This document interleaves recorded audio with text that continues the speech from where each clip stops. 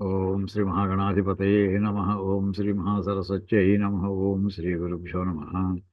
హరి ఓం. ఓం గణానాం త్వా గణపతిగుం హవామహే కవిం కవీనాముపమశ్రవస్తమం. జ్యేష్ఠరాజం బ్రహ్మణాం బ్రహ్మణస్పత ఆనశృణ్వన్నోతిభిः సేదసాదనం. ఓం ప్రణో దేవీ సరస్వతీ వాజేభిర్వాజినీవతి ధీనామవిత్రియవతు.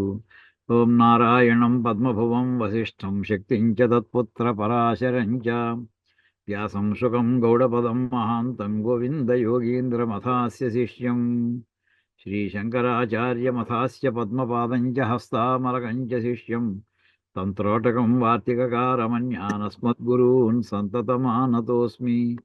శృతిస్మృతిపురాణానామాలయం కరుణాలయం నమామి భగవత్పాదం శంకరం లోకశంకరం.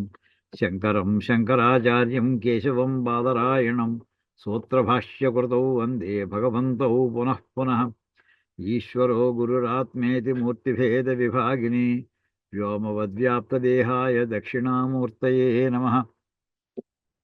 ఓం నమో బ్రహ్మాదిభ్యః బ్రహ్మ విద్యా సంప్రదాయకర్తృభ్యః వంశఋషిభ్యః మహద్భ్యః నమో గురుభ్యః. సర్వోపప్లవరహితః ప్రజ్ఞానఘనః ప్రత్యగర్థః బ్రహ్మైవాహమస్మి. ఓం పార్థాయ ప్రతిబోధితాం భగవతా నారాయణేన స్వయం వ్యాసేన గ్రథితాం పురాణమునినా మధ్యే మహాభారతం అద్వైతామృతవర్షిణీం భగవతీమష్టాదశాధ్యాయినీం అంబ త్వామనుసందధామి భగవద్గీతే భవద్వేషిణీం. నమోऽस्तुते వ్యాసవిశాలబుద్ధే ఫుల్లారవిందాయత పత్రనేత్ర येन त्वया भारततैलपूर्णः प्रज्वालितो ज्ञानमयप्रदीपः. प्रपन्नपारिजाताय तोत्रवेत्रैकपाणये ज्ञानमुद्राय कृष्णाय गीतामृतदुहे नमः. वाचकः प्रणवो यस्य किरीटावस्त्वखिलं जगत् श्रुतिराज्ञा वपुर्ज्ञानं तं वन्दे देवकीसुतं. सर्वोपनिषदो गावो दोग्धा गोपालनन्दनः पार्थो वत्सः सुधीर्भोक्ता दुग्धं गीतामृतं महतु. वसुदेवसुतं देवं कंसचाणूरमर्दनं देवकी परमानन्दं कृष्णं वन्दे जगद्गुरुं. भीष्मद्रोणतटा जयद्रथजला गान्धारनीलोत्पला शल्यग्राहवती कृपेण वहिनी कर्णेन वेलाकुला अश्वत्थामविकर्णघोरमकरा दुर्योधनावर्तिनी सोत्तीर्णा खलु पाण्डवैरणनदी कैवर्तके केशवे. पाराशर्यवचः सरोजममलङ्गीतार्थगन्धोत्कटं नानाख्यानककेसरं हरिकथा सद्भानुना बोधितं. लोके सज्जनषट्पदैरहरः पेपीयमानं मुदा भूयाद्भारतपङ्कजं कलिमलप्रध्वंसि न श्रेयसे. मूकं करोति वाचालं पङ्गुं लङ्घयते गिरिं यत्कृपातमहं वन्दे परमानन्दमाधवम्. यं ब्रह्मा वरुणेन्द्ररुद्रमरुतस्तुन्वन्ति दिव्यैस्तवैः वेदैः साङ्गपदक्रमोपनिषदैर्गायन्ति यं सामगाः. ध्यानावस्थिततद्गतेन मनसा पश्यन्ति यं योगिनः यस्यान्तं न विदुःसुरासुरगणा देवाय तस्मै नमः. ॐ गुरुर्ब्रह्मा गुरुर्विष्णुः गुरुर्देवो महेश्वरः गुरुः साक्षात् परब्रह्म तस्मै श्रीगुरवे नमः.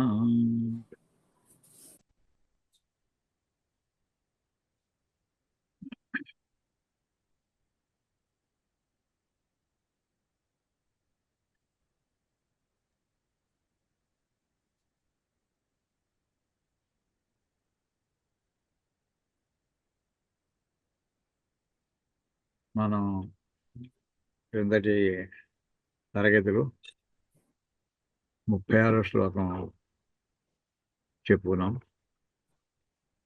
అవాచ్యవాదాంశ్చ బహూన్ వదిష్యంతి తవాహితాః నిందంతస్తవ సామర్థ్యం తతో దుఃఖతరం ను కిం అంటూ కృష్ణ పరమాత్మ ముందుగా 2వ అధ్యాయం 11వ శ్లోకం నుంచి ప్రారంభించి వేదాంత పరంగా ఎందుకు దుఃఖించక్కర్లేదు అని చెప్పి చాలా మటుకు చెప్పువచ్చి అది అయిన తర్వాత మళ్ళీ లౌకికమైనటువంటి దృష్టిలోంచి ఇతను ఇంకా పూర్తిగా ఆధ్యాత్మికలో పూర్తిగా ఇంకా మారడం అవ్వలేదు కనుక లౌకికమైనటువంటి వాక్యాలను కూడా ఇతనికి చెప్పి చూద్దామని చెప్పి మాట వరుసకి అంటూ అంటూ ప్రారంభిస్తూ లౌకికమైనటువంటి విషయాలను కూడా చెప్పుకొస్తూ అందులో 36 శ్లోకం. నువ్వు యుద్ధం చేయనని అన్నావు చూసావా, ఆ చెయ్యకపోవడాన్ని జాలిగా ఎవరు భావించరయ్యా. నువ్వేదో జనం చచ్చిపోతారు పాపం వాళ్ళతో నేను చదువుతున్నాను, ఈ కరుణా వాక్యాలు ఏవైతే ఉన్నాయో ఈ వాక్యాలు ఏమి వర్తించవు. ఏమనుకుంటావు అంటే చేతకాక నువ్వు పారిపోయేవు అనేటటువంటి భావంతో ఉంటారు. ఉచ్చరించడానికి వీలు లేనటువంటి పదాలతోటి నిన్ను నిందిస్తారయ్యా. ఇంకా నీ అంతకంటే దుఃఖకరమైనటువంటి వార్త ఇంకేముంటుందయ్యా అంటూ అక్కడికి మనం 36 శ్లోకం చెప్పుకున్నామండి. ఇది అయిన తర్వాత ఏమిటిట, మనం అప్పుడప్పుడు ఒక్కోసారి మాట ఏమైంది అయితే ఏమిటిట అంటుంటాం. ఆ అయితే ఏమిటిట అనేటటువంటి విషయంలో ఇక్కడికి తీసుకొచ్చేసాడండి. హతో వా ప్రాప్స్యసే స్వర్గం జిత్వా వా భోక్ష్యసే మహీం తస్మాదుత్తిష్ఠ కౌంతేయ యుద్ధాయ కృత నిశ్చయ.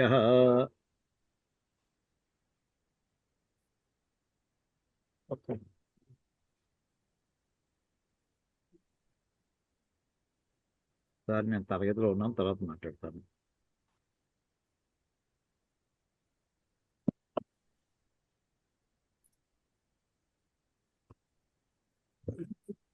యుద్ధం చేసామనుకో ఏమవుతుంది, పోతే పోతే పోతావు. హతోవా ప్రాప్సిసి స్వర్గం, పోయేవా స్వర్గానికి వెళ్తావు, బతికున్నావా రాజ్యాన్ని పరిపాలిస్తావు. అంటే యుద్ధం చేయడం మాత్రం నిర్ణయించుకుని నువ్వు ఇంక లేచి ప్రారంభించు అని ఇక్కడ చెప్పుకుంటూ వస్తున్నాడండి. దీని మీద చాలా విశ్లేషణ చేయాలి. ఇక ఏమిటి, కృష్ణ పరమాత్మ ఈ యుద్ధాన్ని ప్రేరేపిస్తున్నాడా, కర్తవ్యాన్ని అతని నిర్దేశిస్తున్నాడా, ఆ విషయం కూడా ఆలోచించాలి. ఇక్కడ దాని భాష్యం ఈ శ్లోకానికి హతోవా ప్రాప్స్యసి స్వర్గం. వా అంటే ఆర్, సరే వాడు నిందిస్తున్నారు, ఆ నింద పడలేవు, అంతకంటే దుఃఖకరమైన వార్త ఏమిటని చెప్పాను కదా, అని చెప్పి వీడు యుద్ధంలో దిగు. ఆ పోయేవు, ఆ పోయేవు అనే దాని పదం ఏంటంటే ఇక్కడ వా అంటే ఆర్ అనమాట. హత స్వర్గం ప్రాప్సిసి, హతసన్ స్వర్గం పోయేవు అనుకుందాం. హతసన్ అంటే పోతూ అని అర్థం, పోయిన వాడవై అని అర్థం. స్వర్గం ప్రాప్సిసి స్వర్గాన్ని ప్రాప్తిస్తావు అంటే స్వర్గాన్ని పొందుతావు. జిత్వావా కర్ణాదీన్ శూరాన్ జిత్వావా కర్ణాదీన్ శూరాన్ భోక్ష్యసే మహిం. అక్కడ కామా పెట్టుకోండి, శూరాన్ తర్వాత కామా పెట్టుకోండి, అక్కడ అన్వయం బాగుంటుంది. అంటే కర్ణుడు మొదలైనటువంటి శూరుల్ని కర్ణాదీన్ శూరాన్ జిత్వా అని అలా అర్థం చేసుకోవాలి. కర్ణాదీన్ శూరాన్ జిత్వా అంటే కర్ణుడు మొదలైనటువంటి శూరులందరినీ నెగ్గి అప్పుడు మహీం భోక్ష్యసే. లేకపోతే ఏముందంటేను మన రాముని చెప్పుకుంటారు కదా, అలా తయారవుతుంది. కర్ణాదీన్ శూరాన్ భోక్ష్యసే అంటే శూరాన్ భోక్ష్యసే కాదు, శూరాన్ కామ మహీం భోక్ష్యసే. ఉభయథాభి తవ లాభ ఏవ ఇత్యభిప్రాయ, రెండు రకాల నీకు లాభమేనయ్యా. యత ఏవం తస్మాదు ఉత్తిష్ట, ఎందుకు ఈ రకంగా పై ఏ కారణంగా పై చెప్పడం జరిగిందో తస్మాత్ ఆ కారణంగా హే కౌంతేయ ఉత్తిష్ట, ఇంక లే. ఎలా లేవాలి, యుద్ధాయ కృత నిశ్చయ, యుద్ధం చెయ్యాలి అని నిశ్చయం చేసుకుని ఇంక లే అంటే ధనుసు పట్టుకో, ఇంక యుద్ధం ప్రారంభించు అని అర్థం. ఇక్కడ శంకరులు ఒక అపూర్వమైనటువంటి వాక్య ప్రయోగం చేశారండి. జేష్యామి శత్రువున్ మరిష్యామి వా ఇది నిశ్చయం కృత్వా ఇత్యర్థ. జేష్యామి శత్రువుని జయిస్తాను, లేకపోతే మరణిస్తాను, ఇది నిశ్చయం కృత్వా అని నిశ్చయం చేసుకుని. ఇక్కడ కృష్ణ పరమాత్మ చెప్పినటువంటి పదప్రయోగం ఎలా ఉంది, శంకరాచార్య వారు ఇచ్చిన భాష్యంలో పదప్రయోగం ఎలా ఉంది. అక్కడ మరణం ముందర చెప్పారు, పోతే పోతావయ్యా, నెగ్గితే నెగ్గుతావు అని. అక్కడ ఆయన ఇంకేదంటే అంత చురుగ్గా ఒక్కసారి షాక్ ఇచ్చినట్టు అంతే తప్ప అప్పటి లేవడతాం ఆయన అవసరం అది. కానీ యుద్ధం ప్రారంభించాడు, నేను నెగ్గాలి అనుకుని యుద్ధంలో నెగ్గాలనుకుని బయలుదేరాలి. ఓడిపోతాను మరణిస్తా ఇది కాదు అనుకోవాల్సింది. అంతే శంకర్ ఏం చేశాడు, వాక్యం తిప్పేశారు. జయిష్యామి శత్రువుని జయిస్తాను నేను, జయించలేకపోయాను అప్పుడు మరిష్యామి. ఈ మాట మన సరిగ్గా ఎక్కడ ఉదాహరణ చెప్పాను, చాలాసార్లు చెప్పుకుంటూ ఉంటాం. రామరావణ యుద్ధం అవుతుంటే ఈరోజు రావణాసుడైనా మరణించాలి, లేకపోతే నేనైనా మరణించాలి. అక్కడ ముందర రావణాసుడి పెట్టాడు ఆయన. అంతే, ముందర పోయి శత్రువు పోవాలి, పోకపోతే వాళ్ళని తాడో పేడో తెలుసుకోవాలంటే తాడంటే అది, పేడంటే ఇది, అలా అనుకోండి. అలాగే ఇక్కడ శంకర్ ఆ రకంగా అన్నయ్య మార్చేశారు. దీని తర్వాత నెక్స్ట్ మళ్ళీ తథా యుద్ధం స్వధర్మ ఇచ్చి అది చెప్పారు. ఇందులో ఎంతగా ముందర ఏం వాక్యాలు జరిగాయి, కొన్ని వాక్యాలు స్వధర్మం అపి చావేక్ష, నీ ధర్మాన్నైనా కాస్త ఆలోచన చేస్తే దాన్ని బట్టి ఆలోచించడానికి యుద్ధం చేయాలి కదయ్యా అని మొదలు 2-3 శ్లోకాలు వెనకాల జరిగింది. తత్ర యుద్ధం స్వధర్మ ఇత్యేవం యుద్ధమానస్య ఉపదేశం ఏమో శృణు. ఇప్పుడు నువ్వు ఇప్పుడు నేను చెప్పినటువంటి వాక్యాలను బట్టి యుద్ధం చేద్దాం అని అనుకున్నావయ్యా, సంతోషం, చాలా సంతోషం. యుద్ధం చేయను అన్నవాడు యుద్ధం చేయడానికి సిద్ధపడుతున్నావు. అయితే యుద్ధం చేసేవాడు ఎలా చేయాలో కూడా ఇప్పుడు చెప్తాను చూడు. నీ మైండ్ మెంటల్ బ్యాలెన్స్ ఎలా ఉండాలో అది దృష్టి పెట్టుకో. ఇప్పుడు నేను చెప్పబోతున్నాను. సుఖ దుఃఖే అంటే తత్ర యుద్ధం స్వధర్మ ఇది ఏవం యుద్ధమానస్య, అయ్యా యుద్ధం నా స్వధర్మము అని అనుకుని యుద్ధమానస్య యుద్ధం చేద్దాం అనుకునేటటువంటి అర్జునుడికి అతనితో కృష్ణవర్మ ఏమం ఉపదేశం శృణు అర్జున, నా ఉపదేశాన్ని వినవయ్యా, ఎలా యుద్ధం చేయాలో చెప్తాను నీకు అంటూ సుఖ దుఃఖే సమే కృత్వా లాభౌ జయౌ తతో యుద్ధాయ యుజ్యస్వ నైవం పాపమవాప్స్యసి అనండి. పదవిభాగం సుఖ దుఃఖే సమే కృత్వా లాభాలాభౌ జయాజయౌ తతః యుద్ధాయ యుజ్యస్వ నైవం పాపం అవాప్స్యసి. ఇందులో పైకి మనకు అర్థమవుతుంది, సుఖాన్ని దుఃఖాన్ని కూడా సమానంగా తీసుకో. లాభాలు అంటే లాభం వచ్చినా నష్టం వచ్చినా సరే, జయం వచ్చినా సరే పరాజయం వచ్చినా సరే, ఇవన్నీ కూడా సమానంగా భావించుకుని యుద్ధంలో దిగు. అది దిగేప్పుడు అలా చేస్తే, ఈ విధంగా చేస్తే పాపం నా అవాప్సేసి, నీకు పాపం అంటదు. ఇదండి ఈ శ్లోకానికి స్థూలంగా. భాష్యం చూస్తాం. ఏమిటి ఇలా చెప్పారు ఈయన అని అంటే, అసలు అర్జునుడి మొత్తం అర్జున విషాద యోగంలో జరిగినటువంటి ఆ అర్జునుడి యొక్క ప్రసంగం అంతా ఏమిటి అసలు?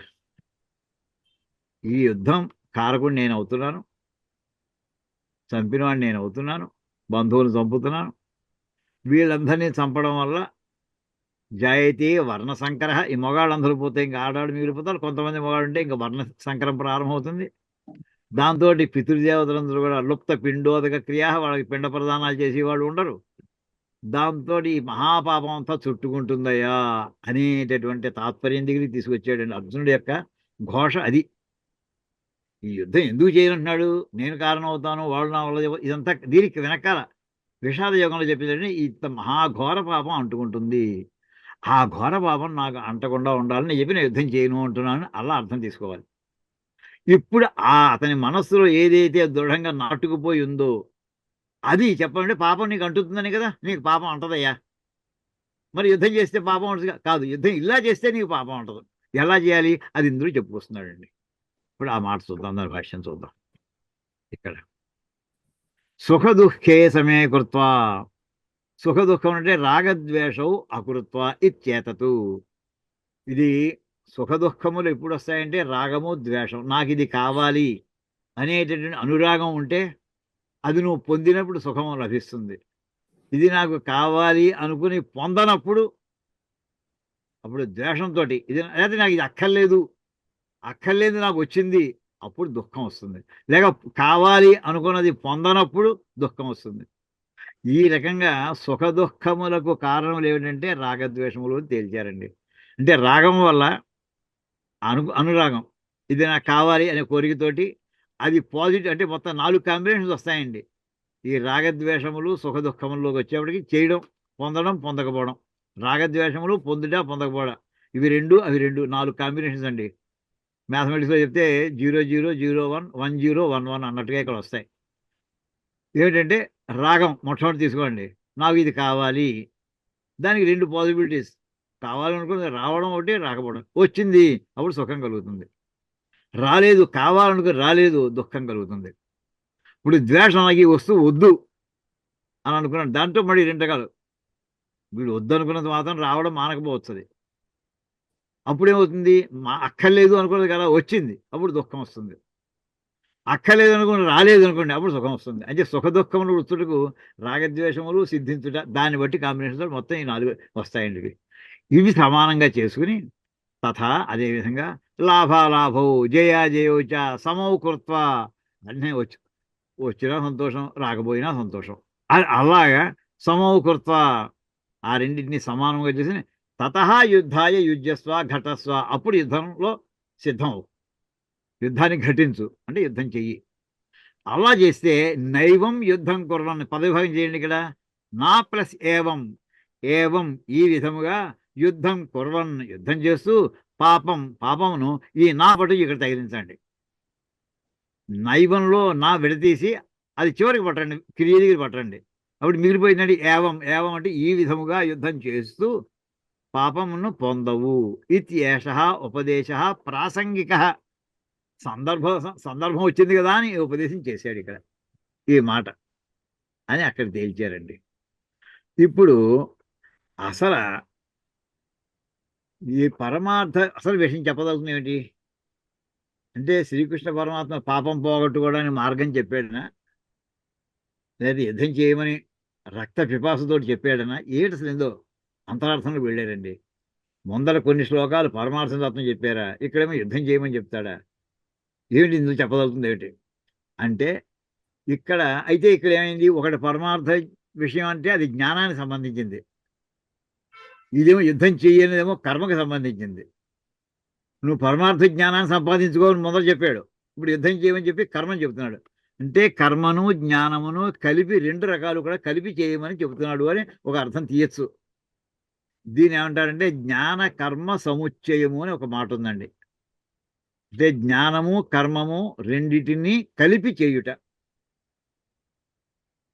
అది సిద్ధాంతాలు మొట్టమొదటి శంకరాచార్య వారు మనం ఉపోద్ఘాతం చదువుకున్నప్పుడు 2వ అధ్యాయంలో ఉపోద్ఘాతంలో 10వ శ్లోకం అయిన తర్వాత 11వ శ్లోకం ప్రారంభించే ముందు చెప్పినటువంటి ఈ జ్ఞాన కర్మ సముచ్చయం అనేది పొసగని మాట తేల్చి పడేశారు ఆయన.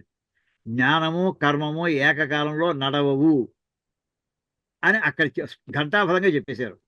ఇప్పుడు ఏమిటవుతుందంటే ఇక్కడ ఆ మాట పరమార్థ చూడండి ఎలా వస్తున్నారో చక్కటి వివరణ. పరమార్థ తత్వాన్ని గూర్చి చెప్పే ప్రకరణంలో యుద్ధం చెయ్యి అని ఉపదేశించడం చేత పరమార్థ తత్వజ్ఞానంతో పాటు యుద్ధాచరణ ఆ రూపమైన కర్మ కూడా సముచ్చయం అనేది వస్తుందేమో, ఆ భ్రాంతిలో పడకుస్మా.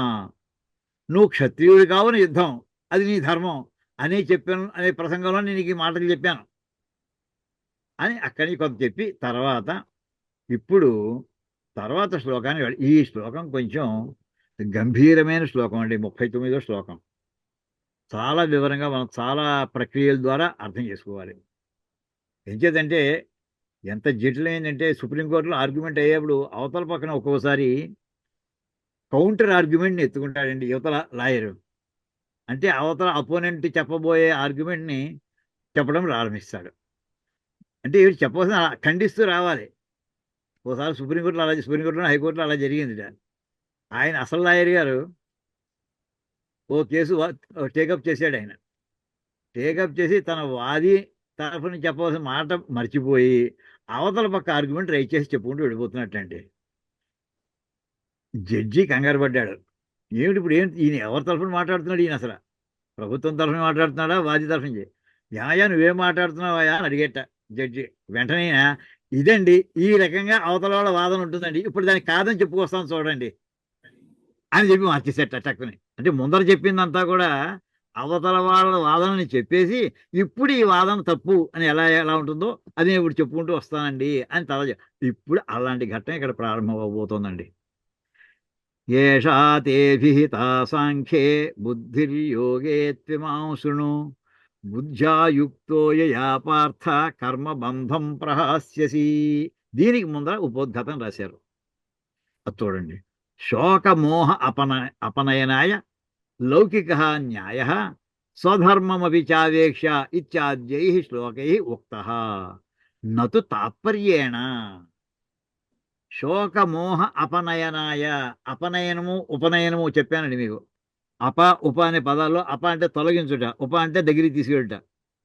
అపనయనము తొలగించుట. ఏమి తొలగించుటకు? శోక మోహములను తొలగించుట కొరకు లౌకిక న్యాయ అంటే మామూలుగా ఇంకా ఆధ్యాత్మ భాగంలో కాకుండా వ్యవహారం వ్యవహారం వ్యావహారికమైన మాటల్లో చెప్పుకుంటూ వస్తున్నాడు.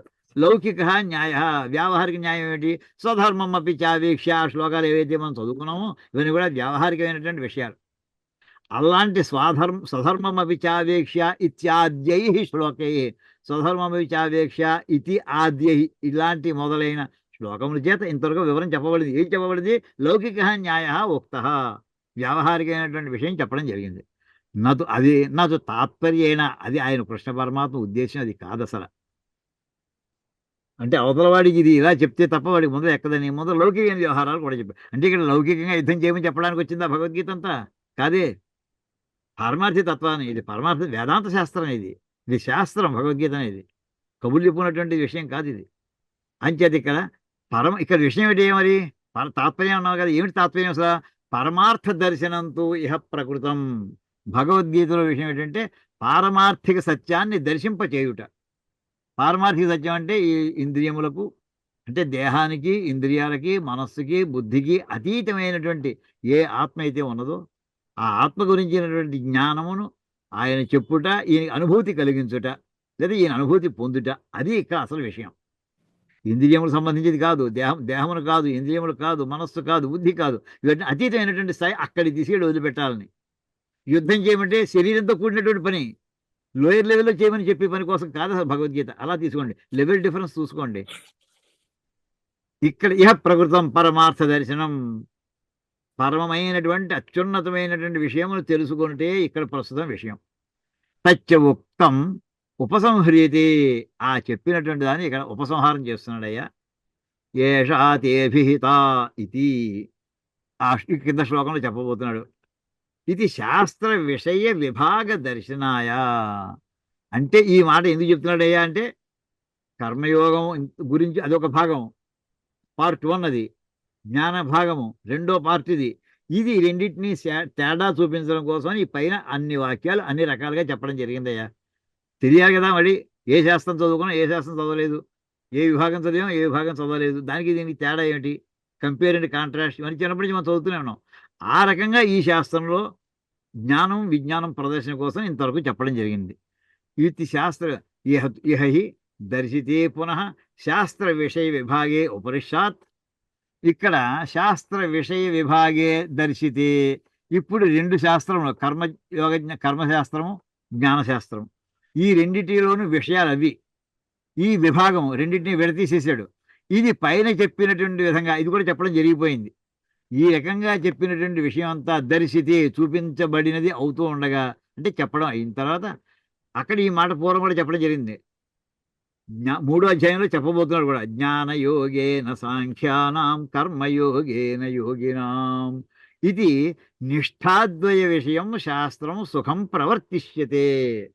ఇప్పుడు చెప్పిన తర్వాత ఏమయ్యా నువ్వు పార్ట్ 1 ఎవరికి, ఇది ఎవరిని ఉద్దేశించి పార్ట్ 1, పార్ట్ 2 ఎవరి గురించి అనే విషయాన్ని, అది 3వ అధ్యాయం, ఇప్పుడు 2వ అధ్యాయంలోనే ఉన్నాం. ఇంకాను 3వ అధ్యాయంలో 3వ శ్లోకంలో చెప్పబోతాడు కృష్ణ పరమాత్మ. ఏమని? జ్ఞానయోగేన సాంఖ్యానాం, సాంఖ్యవాదులకి జ్ఞానయోగము, కర్మవాదులకి యోగినాం అంటే కర్మయోగినాం అని అర్థం అండి, వాళ్ళకి కర్మయోగము. ఈ రెండింటినీ కూడా ఇది నిష్ఠాద్వయ విషయం శాస్త్రం. ఈ మొత్తం శాస్త్రంలో పార్ట్ 1 పార్ట్ 2 రెండు ఉన్నాయి. రెండు కలిపిన ఒక పుస్తకం కుట్టేశారు. అందులో పార్ట్ 1లో నిష్ఠాద్వయ విషయం, అందులో ఈ రెండు రకములైనటువంటి ఆచరణ యోగ్యమైనటువంటి నిష్ఠ, అంటే ఇందులో ఎవరికి ఎందులో ఇంట్రెస్ట్ ఉంది అందులో వెళ్ళండి. నిష్ఠాద్వయం 2 రకాల టాపిక్లు ఇవి. ఆ 2 రకాల శాస్త్ర విషయంలో కలిగినటువంటి శాస్త్రం సుఖం ప్రవర్తిస్తుంది. అక్కడి ఈజీగా చెప్పుకుంటూ వెళ్ళిపోవడం తేలికవుతుంది. శ్రోతారశ్చ విషయ విభాగేన సుఖం గ్రహిష్యంతి ఇత్యతః ఆహా. కర్మయోగులు ఉన్నాడు, అయితే కర్మయోగం అధ్యాయం తీసుకుంటామండి, మాకు చాలు, తీసుకోండి, అభ్యంతరం లేదు. అంచేత శ్రోతారశ్చ వినేటటువంటి వాళ్ళు శిష్యులందరూ ఎవరెవరైతే ఉన్నారో, భగవద్గీతను ఎవరైతే వింటారో, విషయ విభాగం మొట్టమొదటి చేసేసి ఇక్కడికి టీం ఏ వాడు ఇక్కడ రండి, టీం బి వాడు ఇక్కడ రండి అని ఎలా అయితే మనకి గేమ్స్లో ఆడు చూపిస్తుంటారు, అలాగే ఇందులో కర్మయోగంలో ఇంట్రెస్ట్ ఉన్న వాళ్ళకి ఈ చాప్టర్ చదవండి, లేదు జ్ఞానయోగంలో ఇందులోకి వెళ్ళండి అని చెప్పడానికి, దానివల్ల అది వినేటటువంటి వాళ్ళు వాళ్ళ యొక్క యాప్టిట్యూడ్స్ని బట్టి, వాళ్ళ వాళ్ళ యొక్క సంస్కారాలను బట్టి విషయ విభాగేన విషయం స్పష్టంగా తెలుస్తోంది. సుఖం గ్రహిష్యంతి, సుఖంగా తెలుసుకోగలుగుతారు వాళ్ళు. ఇత్యత ఆహా, అందుకోసం ఇలా చెప్తున్నాడయ్యా. ఏమని? ఏషా దేశిహిత సాంఖ్యే బుద్ధిర్యోగేత్యమాం శృణు బుద్ధ్యా యుక్తో యయా పార్థ కర్మబంధం ప్రహాస్యసి. పదవిభాగం. ఏషా తే అభిహిత సాంఖ్యే బుద్ధి యోగే. త్విమాం ఎలా వస్తుందండి? తు ఇమాం శృణు బుద్ధ్యా యుక్త యయా పార్థ కర్మబంధం ప్రహాస్యసి. దీని భాష్యం చూడండి.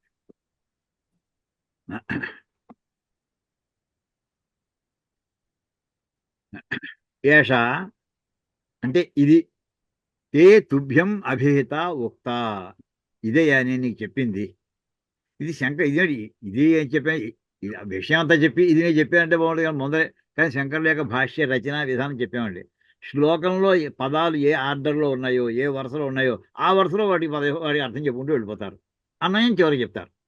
అలాగా ఏషా ఇది. తే ఏషా తే అభిహిత సాంఖ్య అన్నారు కదా. ఏషా తే అభిహిత. ఏషా ఇది అంటే ఇంతవరకు చెప్పినట్టు విషయ విభాగ దర్శనంతో ఇది తుభ్యం. ఇక్కడ తే అనేది షష్ఠీ విభక్తి కాదండి, చతుర్థీ విభక్తి. తుభ్యం నీ కొరకు అభిహిత ఉక్త చెప్పడం జరిగింది. అంటే మనకి ఇందులో కొన్ని కొన్ని పదాలు అంటే శబ్దమంజరి చూస్తే మీకు మళ్ళీ సహతౌ తే. తే అనే పదం ప్రథమ విభక్తి బహువచనంలోనూ వస్తుంది. తవతే అని షష్ఠీ విభక్తి ఏకవచనంలోనూ వస్తుంది. తుభ్యంతే అని అక్కడ కూడా చతుర్థీ విభక్తిలోనూ వస్తుంది. అంటే అది తే ఎక్కడ తే అనుకుంటారు మీరు? సంస్కృతం వస్తుంది అనుకుంటే ఈ విభాగం ఏ విభక్తి ఏ వాక్య ఏ ఏ వాక్యంలో అది ఏకవచనమా బహువచనంలోదా ఈ విషయాలన్నీ తెలియాలి. మొత్తం సాతౌ తేలో తే బహువచనం, ప్రథమ విభక్తి బహువచనం. ఇక్కడ బహువచనానికి సంబంధం లేదు. ఉక్త అన్నప్పుడు ఎవరి కోసం చెప్పడం జరిగింది? It is meant for Arjuna, అంచేత అది చతుర్థీ విభక్తి. అందుకోసం ఇక్కడ చతుర్థీ విభక్తి తుభ్యం అని పదం రాస్తున్నారు. అభిహిత చెప్పడం జరిగింది. సాంఖ్యే పరమార్థ వస్తు వివేక విషయే బుద్ధి జ్ఞానం. ఈ సాంఖ్యం అనేటటువంటి దాంట్లో పరమార్థ వస్తు వివేక విషయే, ఇది అన్నిటికంటా గొప్పదైనటువంటి పరమమైనటువంటి అర్థము. అర్థం అంటే మీనింగ్ అని కాదండి, వస్తువు, టాపిక్, కంటెంట్, ఎంటిటీ ఎలాగైనా చెప్పండి. అర్థం అనేది అల్టిమేట్ దేని గురించి చెప్తున్నావు. What is the thing you are going to explain. ఆ థింగ్ అనే మాట అనమాట. పరమ అర్థ చాలా గొప్పదైన విషయం వస్తువు. ఆ వస్తువు వివేక విషయే. అందులో దానికి వివేకము. వివేకం అనే మాటకి అర్థం ఏంటండి? ఏది దీనికి సంబంధించినది, ఏది దీనికి సంబంధించనిది, ఆ రెండింటినీ విడతీసి చూపించే ప్రక్రియను మనం వివేకం అంటుంటాం. ఏది మంచి ఏది చెడు, ఏది నలుపు ఏది తెలుపు విడతీసేయాలి. అక్కడికి హంస ఏం చేస్తుందంటే నీళ్ళని పాలని విడతీసేస్తుంది, కలిపేసేసినా కానీ. ఆ రకంగా విడతీసేదాన్ని వివేకం అంటారు. ఇక్కడ పరమార్థ వస్తు వివేక విషయే. శాస్త్రం చెప్తుందండి, గౌతమాది మహర్షులందరూ కూడా మనకి షడ్దర్శనాలు ఇచ్చారు. షడ్దర్శనాలు ఇచ్చిన దాంట్లో ఏంటి అందరూ చెప్పింది ఆత్మజ్ఞానమే కదండి. ఏడు మళ్ళీ కొత్తగా ఓ మహర్షి చెప్పారు, లేదా కృష్ణ పరమాత్మ చెప్పాక మళ్ళీ మహర్షులు ఈ దర్శనాలు ఇవన్నీ అవసరమా? ఆయన చెప్పేసాడు కదండి, చెప్పిందే మళ్ళీ చెప్పుకొస్తారా? కాదయ్యా, చెప్పేదాంట్లో పద్ధతులు ఉన్నాయి. ఆయన ఇది అని చూపించాడు అనుకోండి, ఒక ఆయన ఇది వస్తువు ఇది మౌసు అని చూపించాడు అనుకోండి, ఇది ఒక పద్ధతి. అంటే డైరెక్ట్ వస్తువుని పట్టడం చూపించు. ఇంకొక ఆయన ఏం చేస్తాడు, ఇది ఉంది చూసావా ఇది మౌస్ కాదయ్యా, ఇది ఉంది చూసావా ఇది మౌస్ కాదయ్యా అని ఏవేవి మౌసులు కావో అవన్నీ చెప్పుకుంటూ పెడతాడండి ఒక ఆయన. అది నేతివాదం అని ఉంది. నా ఇది ఆ రకంగా ఆత్మజ్ఞానాన్ని ఇది వస్తువు అని చెప్పడానికి వీలు లేనటువంటి వస్తువు కనుక మిగతా ఏవి కావో చెప్పుకుంటూ వెళ్ళాలి. అందుకోసం ఓ దర్శనం వచ్చిందండి. లేదు స్పష్టంగా చెప్పగా ఆత్మ అనుభూతి పొందే అతనికి అర్థమైపోయింది. అనుభూతి పొందినటువంటి వాడు అతనికి చెప్పక్కర్లేదు. అతనికి ఎలా ఉంటుందో అతనికి ఇదయ్యా అన్నాను, ఇది నాకు అర్థమైందండి. అంటే పాజిటివ్గా చెప్పే పద్ధతి కొంతమందికి, నెగిటివ్గా దాన్ని కాంట్రడిక్ట్ చేస్తూ చెప్పుకుంటూ వెళ్ళేటువంటి అప్రోచ్ కొంతమందికి చెప్పాలి. అంటే వాళ్ళ యొక్క స్థాయిని బట్టి. అలాగా ఇక్కడ సాంఖ్యే పరమార్థ వస్తు వివేక విషయే. ఆ పరమార్థమునకు సంబంధించినటువంటి ఆ వస్తువు వివేక విషయంలో దాంట్లో ఏది దానికి సంబంధించింది ఏది దానికి సంబంధించనిది అనే దాంట్లో బుద్ధి జ్ఞానం. బుద్ధి అనే మాట ఏషాతేభేత సంఖ్య బుద్ధి అని అక్కడ. బుద్ధి అంటే జ్ఞానము అర్థం అండి. బుద్ధుడు అంటే బుద్ధి ఉన్నవాడని కాదు. బుద్ధుడు అని మనం వాడతామండి. అదే బుద్ధి ఉంది, వీడు బుద్ధి లేని వాడు అంటుంటే అలా కాదండి. బుద్ధి అంటే అక్కడ జ్ఞానవంతుడు అని అర్థం అండి, జ్ఞాని అని అర్థం బుద్ధుడు అంటే. బుద్ధి అనే పదం జ్ఞానానికి అది సాక్షాత్గా ఉపయోగిస్తుంటుంది. జ్ఞానం సాక్షాత్ డైరెక్ట్గా శోకమోహాది సంసార హేతు ఎంత పెద్ద సమస్య, జాగ్రత్తగా నేను చెప్పాను ముందరే మీకు వార్నింగ్ ఇచ్చాను. ఈ శ్లోకంలో ప్రతి అక్షరం జాగ్రత్తగా ఫాలో అవ్వండి. ఎఫర్ట్ చేద్దాం, ఎంత టైం పట్టినా పర్వాలేదు. ఫెయిల్ మనకి కంఫర్టబుల్గా మీనింగ్ దొరికేదా చేద్దామండి. శోక మోహాది సంసార హేతు దోష నివృత్తి కారణం. శోకము మోహము మొదలైన సంసారమునకు హేతువులు ఏవైతే ఉన్నాయో ఆ దోషములను నివృత్తికి కారణమైనటువంటిది ఏమిటయ్యా అంటే జ్ఞానం. అంటే జ్ఞానము ఆత్మజ్ఞానం ఎటువంటిదంటే వెనక నుంచి వద్దామండి. అది కారణం, అది సాధనం. దేనికయ్యా? దోష నివృత్తి కారణం. దోషాలని తొలగించడానికి అది సాధనం అయ్యా. ఏ దోషం అయ్యా? సంసారం అనేటటువంటి ఆ సంసార హేతు దోషం సంసారం ఏర్పడడానికి సంసారం ఏర్పడుట అనే దోషం ఏదైతే ఉందో దాన్ని తొలగించాలయ్యా. సంసారం దోషం కాదు, సంసారం ఏర్పడడానికి కారణం అది దోషం. అది దాన్ని తొలగించాలయ్యా. ఆ ఆ హేతు ఏమిటై ఉంటుందయ్యా? అది శోకమోహములు. అంటే శోకమోహములు, శోకము మోహము మొదలైన ఇంక చెప్పనికి చాలా ఉన్నాయన్నమాట. ఇలాంటి సంసార హేతువులు, సంసారం ఏర్పడుటకు కారణభూతమైనటువంటివి ఆ ఆ దోషములు ఏవైతే ఉన్నాయో, ఇప్పుడు దోషం ఏమిటనమాట? సంసారం కాదు దోషం, శోకమోహములు దోషం. వాటిని నివృత్తి చేయడానికి కారణం సమర్థమైనటువంటి ఒక సాధనం. అది ఏమిటంటే జ్ఞానం సాక్షాత్తుగా అని అక్కడ తీసుకొచ్చారండి. యోగే ఇదేంటి? ఇది సాంఖ్య మార్గంలో. సాంఖ్య మార్గంలో జ్ఞానం ఒకటే ఈ సంసారం ఏర్పడడానికి ముఖ్యమైనటువంటి శోకమోహాలని తొలగించడానికి సాధన అని చెప్పారు. అయితే యోగ మార్గంలో అంటే యోగం అంటే కర్మయోగం అనే గుర్తెట్టుకోండి. ఇందులో రెండు అర్థం లేదు అసలు. యోగం అనే పదం ఒక్కటే వస్తే కర్మయోగం. కాంటెక్స్ట్ బట్టి 90% అదే తీసుకోవచ్చు. ఎప్పుడైనా సందర్భాన్ని బట్టి ఇక్కడ పక్క పదాలు కూడా చూసుకోవాలి. యోగేతు తత్ప్రాప్తి ఉపాయే నిస్సంగతయా ద్వంద్వ ప్రహాణపూర్వకం ఈశ్వరారాధనార్థే కర్మయోగే కర్మ అనుష్ఠానే సమాధియోగే చ ఇమాం అనంతరం ఏవ ఉచ్యమానాం బుద్ధిం శృణు. జ్ఞాన మార్గం సాంఖ్య మార్గం అండి. సాంఖ్యం అంటే జ్ఞానం అని అర్థం, మార్గం అది. ఇప్పుడు కర్మయోగం గురించి చెప్తున్నాడు.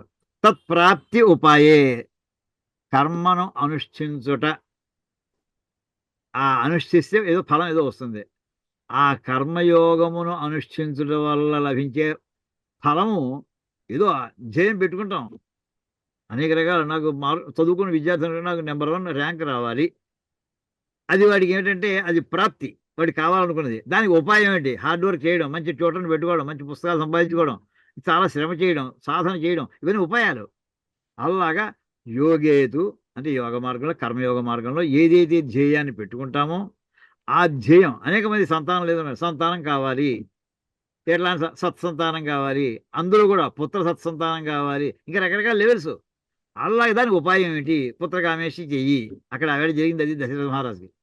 అలాగా తత్ప్రాప్తి ఉపాయే, ఆ పొందాలనుకున్న వస్తువుని పొందుట కొరకు సాధనం, ఒక ఉపాయం, ఒక మెథడ్, ఒక ప్లాన్. దాంట్లో నిస్సంగతయా చేసాడు, ఫలం రాలేదండి. చేసాం, మన ప్రయత్నం మనం చేసి అదే దాంతో కుమిలిపోక్కర్లేదు మళ్ళీ. అలాగే నిస్సంగతయా, దాంతో అతుక్కోవద్దు. ద్వంద్వ ప్రహాణ పూర్వకం, ద్వంద్వం అంటే పొందాలనుకుని, ఇందాక చెప్పుకున్నామండి రాగద్వేషాలు, పొందుట పొందకపోవడాన్ని. అక్కడ ద్వంద్వ ప్రహాణ పూర్వకం, ప్రహాణం అంటే కొట్టుట, హాని అనే పదంలో ఇచ్చింది ప్రహాణము. ఎప్పుడు కూడా మామూలు నకారానికి దగ్గరలోనండి రేఫ కనుక ఉంటే, రకారం కానీ రేఫ కానీ ఉంటే అది అణ అవుతుంటుందండి, గుర్తుపెట్టుకోండి. దక్షిణాయనము, అక్కడ అయనములో నకారం మామూలు తాథాదానంలో నా రాస్తామండి. కానీ ఉత్తరాయణము అన్నప్పటికీ అణ రాస్తామండి అక్కడ. కారణం ఏంటంటే అది అయినమే, ఇది అయినమే. దక్షిణాయనము ఉత్తరాయణం రెండు అయినాలే. అక్కడ కూడా మామూలు ఉన్నాయి రాయాలి కదా, రాయండి. అక్కడ ఉత్తరాల రకారం వచ్చింది, దగ్గరలో ఉంది అని చెప్పి అణ అవుతుందండి. అలాగే ఇక్కడ కూడా చాలా చోట్ల మీకు ఇప్పుడు ఈ ఉదాహరణ దగ్గర పెట్టుకోండి. కొంచెం అణ రాయాలా నా రాయాలన్న చోట రకారం దగ్గరలో ఉందా, 1-2 అక్షరాలు వెనకాల ఉందా, ఉంటే దాన్ని బట్టి అణ అవుతుంటుంది. ఇక్కడ ద్వంద్వ ప్రహాణ పూర్వకం, ప్రహాణలో రేఫ వినిపిస్తోంది. హాని అనే పదం దానికి ప్ర అని పెట్టినది అణ అవుతుందండి. అంటే ద్వంద్వ ప్రహాని, మామూలు మనకు అర్థం ప్రహాని పూర్వకం, రెండు రకములే వాటి వల్ల జరిగేటువంటి హానిపూర్వకమైనటువంటి ఆ రెండు రకాలు అంటే రాగద్వేషాలు అన్నమాట. దాని ముందరగా ఉండగా దాన్ని అది తొలగించుకోవడానికి ఈశ్వర ఆరాధనార్థే. కర్మఫలం ఇచ్చేవాడు ఎవరండి? పరమేశ్వరుడు ఇవ్వాలి. నువ్వు కర్మను చేయగలవు తప్ప కర్మఫలాన్ని లాక్కోలేవు. కర్మ కర్మఫలాన్ని కర్మ చేయడం వరకే నీకు కర్మణ్యేం అధికారస్తే మా ఫలేషు కదాచన. నీకు అధికారం లేదు ఫలం మీద. దీనికే నమ్మకంలో చూడండి, నమో మంత్రిని వాణిజాయ కక్షాణం పతయే నమః. నమ్మకంలో మంత్రంలో వస్తుందండి. మంత్రి వాణిజాయ, షౌకరు అతను పరమాత్మ. నువ్వు ఎంత చేసావు, ఎంత ఇచ్చావో వస్తువు, ధర్మాత్ముడైనటువంటి షౌకరు నువ్వు ఏ వస్తువు కావాలని అడిగావు ఆ వస్తువు ఇస్తాడు. నువ్వు ఎంత డబ్బు ఇస్తావో అంతకు తూచి తక్కువ కాకుండా ఎక్కువ కాకుండా ఇస్తాడు. అది పరమాత్మ యొక్క లక్షణం. అది అంటే ఇచ్చేటటువంటి వాడు పరమాత్మ. నువ్వు ఎంత కర్మ చేసావో దాన్ని బట్టి ఇస్తాడు షౌకర్లాగా. ఇక్కడ కూడా ఈశ్వర ఆరాధనార్థే. నువ్వు కర్మ చేస్తున్నావు, నీ కర్మని అనుగుణంగా ఫలాన్ని ఇస్తాడు. కర్మ ఆరాధన, అందుకోసం ఈశ్వర ఆరాధన చేయాలి. చేత ఆయన ఇచ్చేవాడు, మనం కాదు. అటువంటి కర్మయోగే అంటే కర్మ అనుష్ఠాని, సమాధి యోగేచ, కర్మ అనుష్ఠానంలో దాంట్లో తీవ్రమైనటువంటి ఉండగా, ఇమాం అనంతరం ఏవ ఇమాం ఈ అనంతరం ఏవ ఉచ్యమానాం బుద్ధిం శృణు. తర్వాత ఉచ్యమానం చెప్పబోయే, ఇంకా చెప్పట్లేదు ఇప్పుడు, తర్వాత చెప్పబోయేటటువంటి విషయాన్ని వినవయ్యా. ఆ చెప్పబోయే విషయం గురించినటువంటి ఆలోచన, దాని జ్ఞానం గురించి ఇక్కడ చెబుతున్నాడు. దాన్ని ఇక్కడ వర్ణిస్తున్నాడు. కాస్త మనకి పాజిటివ్గా ఎంకరేజ్ చేస్తున్నాడు. తాం బుద్ధిము స్తౌతి ప్రరోచనార్థం. ప్రరోచనం అంటే ఆ చెప్పబోయే సబ్జెక్టు మీద ఇంట్రెస్ట్ కలగడానికి, ఇంట్రెస్ట్ కలిగించడం అంటే దాన్ని ప్రరోచనం అంటారు. దానికి ఆ ప్రరోచనం అన్నమాట ఇంట్రెస్ట్ కలిగించుట, ఉత్సాహం కలిగించుట, అది చెయ్యాలనే భావన కలిగించుట, మోటివేట్ చేయటం. మామూలు మనం చెప్పాలంటే మోటివేషన్ అంటామండి. దానికోసం ఆ చెప్పబోయే విషయాన్ని స్తోత్రం స్తౌతి. స్తౌతి అంటే స్తోత్రం చేస్తున్నాడు, అంటే వర్ణిస్తున్నాడు పాజిటివ్గా. ఇలా ఎక్కడైనా జరిగిందా అండి? ఉంది. వేదంలో వాయుదేవతాకమైనటువంటి యజ్ఞం చేయవయ్యా అని చెప్పారండి. వాయవ్యగ్మ శ్వేతమాలభేత భూతి కామ అనే వాక్యం వస్తుందండి. భూతి కామ, భూతి అంటే ఐశ్వర్యం.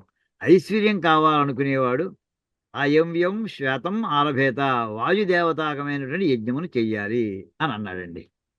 ఇదేమిటయ్యా, ఇచ్చేటటువంటి కుబేరునంటే మనకు అర్థమవుతుంది.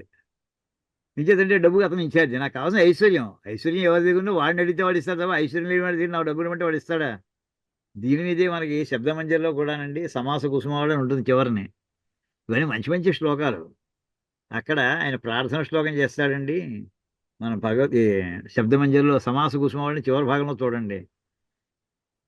గణపతికి స్తోత్రం చేయాలండి. గణపతి ఎవరైనా ఒక ల్యాండ్ లార్డ్ దగ్గరికి వెళ్ళి, ఏమయ్యా చిన్న ఓ సెంటు భూమి, 1000 ఎకరాలు ఉందనుకోండి వాడికి, అయ్యా ఇక్కడ ఏదో చిన్న నేను పాక వేసుకుందాం అనుకుంటున్నాను, ఆశ్రమం కట్టుకుంటున్నాను, 2 సెంట్లు భూమి ఇవ్వయ్యా అంటే తీసుకోవయ్యా అంటాడు. వాడు బోళ్ళంత ఉంది వాడికి, దానికి పెద్ద ఖర్చు పెట్టక్కర్లేదు, అందులోనే వాడు ఇచ్చేస్తాడు. అంటే ఎవడి దగ్గర ఏది ఉందో అది ఇస్తాడు. ఏమండి? భూనాయకం వా ధననాయకం వా భజన్ భువం వా ధనమేతి లోకే అని వాక్యం అండి అక్కడ. భూనాయకుడి అంటే భూమి ఉన్నటువంటి వాడిని వెళ్ళి ప్రార్థన చేస్తే భూమి ఇస్తాడు. ధననాయకం, ధనమునకు నాయకుడైనటువంటి కోట్లాది కోట్లాది రూపాయలు వాళ్ళు మూలుగుతున్నాయండి. అయ్యా నాకు 10 రూపాయలు ఇవ్వండి సార్, ఈ పూట ఏదో చిన్న పని ఉంది నాకు, వాడి పెద్ద పట్టేళవే దాని పెద్ద అడగాల. ధననాయకుడిని అడిగితే ధనాన్ని ఇస్తాడు. ఇప్పుడు గణనాయకుడిని అడిగితే గణాలని, విఘ్న నాయకుడిని అడిగితే ఆయన ఏమి ఇస్తారు? ఇప్పుడు విఘ్నాలను ఇస్తాడు. అలా అర్థం వస్తుందండి ఈ వరుసలో పెడితేను. భూనాయకుడిని అడిగితే భూమి ఇస్తాడు, ధననాయకుడిని అడిగితే ధనాన్ని ఇస్తాడు, విఘ్న నాయకుడిని అడిగితే విఘ్నాలు ఇస్తావేమో అయ్యో బాబోయ్, అది నాకు మాత్రం విఘ్నాలు వద్దు, అవి రాకుండా చెయ్యి, అందుకోసం నీకు నమస్కారం చేస్తున్నానంటాడు ఆ వాక్యంలోనండి. అలాగా ఇక్కడ వాయవ్యగ్ని శ్వేతమాలభేత భూతికామ అన్నప్పుడు ఐశ్వర్యం కావాలన్నప్పుడు ఇందాక చెప్పినట్టుగా ధనకాముడు, ధనం ఉన్నటువంటి అన్నాడు, ఏ కుబేరునో ఓ లక్ష్మీదేవునో లేకపోతే అలాంటి ఆ డిపార్ట్మెంట్ సంబంధించిన వాళ్ళు ఎవరినంటే వాళ్ళని అడగాలి. అలాగా ఎవరు కాకుండా వాయుదేవతను అడిగాడు. ఇక్కడ వాయుదేవక యజ్ఞం చేయవయ్యా అంటున్నాడండి. ఏమిటంటేట మరి ఎందుకే తేడా అంటే, అయ్యో నీకు వెంటనే డబ్బులు కావాలా, నువ్వు కొన్నాళ్ళు పోయిన తర్వాత రావాలా, లేదు నాకు చాలా వెంటనే అర్జెంటుగా కావాలి, అర్జెంటుగా అయితే నువ్వు వాయుదేవతకి. ఇవి అదేంటి అంటే, వాయుర్వై క్షేపిష్ఠ వాయుర్వై క్షేపిష్ఠ దేవత అని చెప్తారండి. ఈ దేవతలందరూ కూడా అందరూ వాళ్ళకి స్పీడ్ ఉందిటండి, రకరకాల స్పీడ్లుట.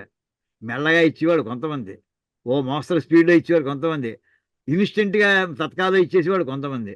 ఈ వాయుదేవుడు అయితే తత్కాలండి.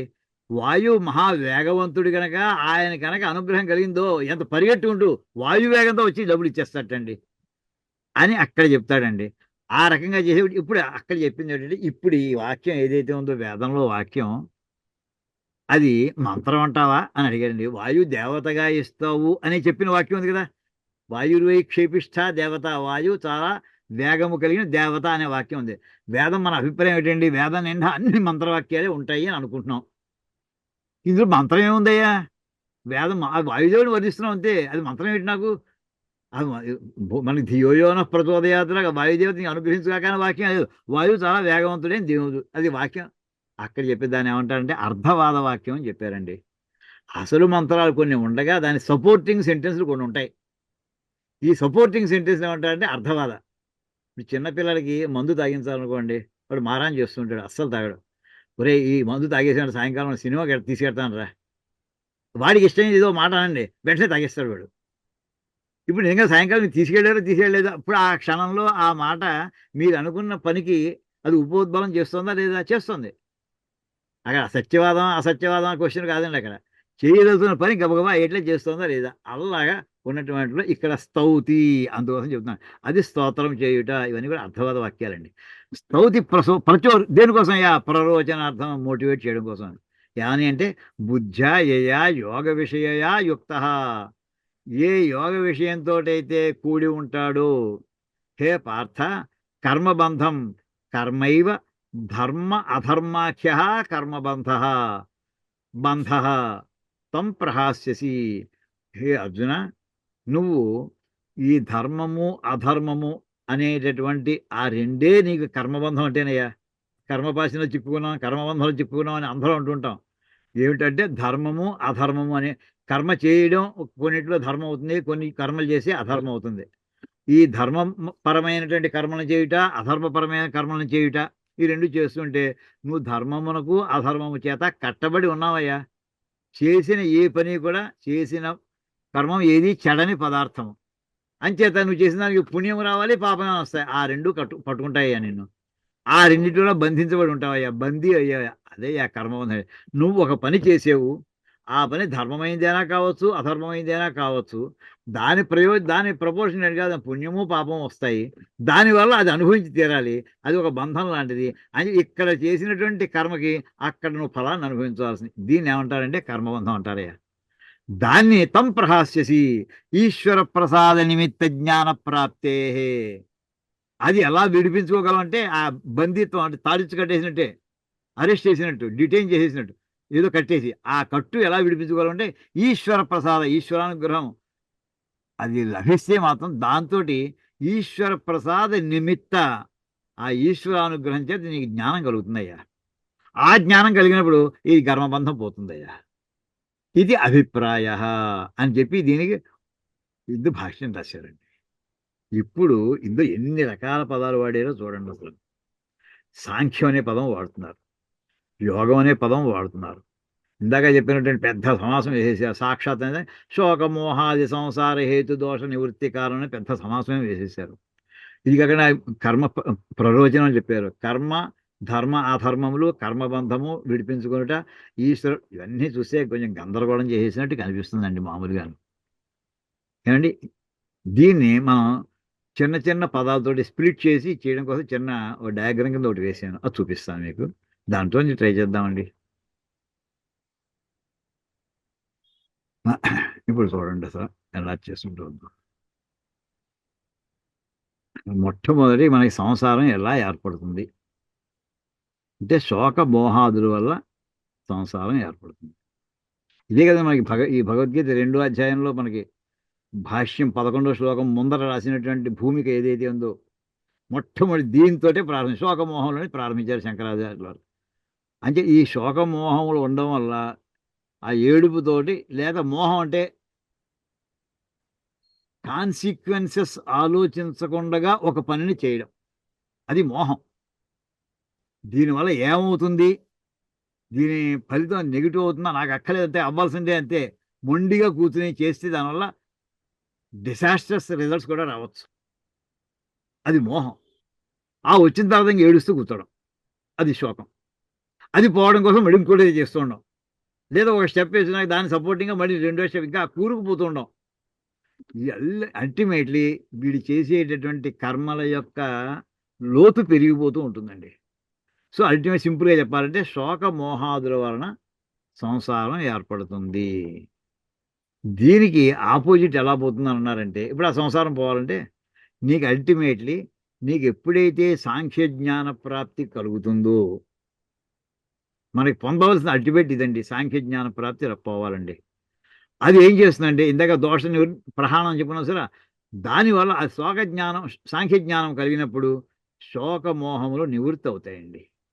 అది వచ్చిన తర్వాత శోకమోహాల నివృత్తి కోసం సాంఖ్య జ్ఞానం కోసం ప్రయత్నం చేయాలి. అది వచ్చిన తర్వాత ఏమవుతుందంటే శోకమోహాలు నివృత్తి అవుతాయండి. ఓ ఇంజక్షన్ చేసిన తర్వాత రోగం తగ్గుతుంది.